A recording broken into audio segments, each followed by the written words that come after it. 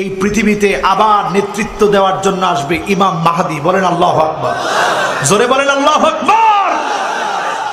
ইমাম মাহদীর আগমনটা ঠিক কখন হবে?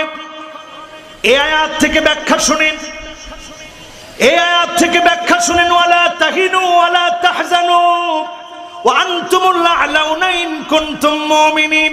দুশ্চিন্তার কোনো কারণ নাই, দুশ্চিন্তার কোনো কারণ নাই, মন ভাঙার কোনো কারণ নাই। তোমরা সবচাইতে সেরা, আল্লাহ সবচাইতে আমাদেরকে সেরা বানায় দিবেন। ইমাম মাহদীকে পাঠায় আবার আমাদেরকে নেতৃত্ব দিবেন। বলেন আল্লাহু আকবার। এখন আপনি যদি এখন থেকে ওই পথে না চলেন, হঠাৎ করে কি ওই পথ আপনি মানবেন? বলেন, হঠাৎ করে কি ওই পথ আপনি মানবেন? ইমাম মাহদীর সঙ্গী কারা হবে?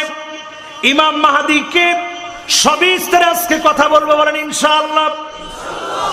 ইমাম মাহদী এটা ওনার আসল নাম না। ইমাম মানি নেতা, মাহদী মানি সুপদ প্রাপ্ত।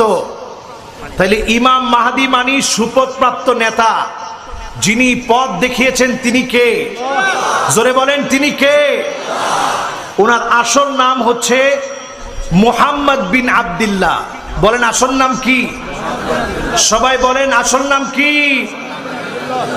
আল্লাহর হাবিব বলেছেন ওয়া হুয়া মিন নাসাবি, আমার বংশ থেকে ইমাম মাহদী আসবে, আমার ফাতেমার বংশ থেকে ইমাম মাহদী আসবে, আমার হাসানের বংশ থেকে ইমাম মাহদী আসবে। নামটা হবে আমি নবীর নামে নাম, বাবার নাম হবে আমার বাবার নামে নাম। জোরে বলেন আল্লাহু আকবার। ইমাম মাহদী আলাইহিস সালাম আসবে ঠিক কখন?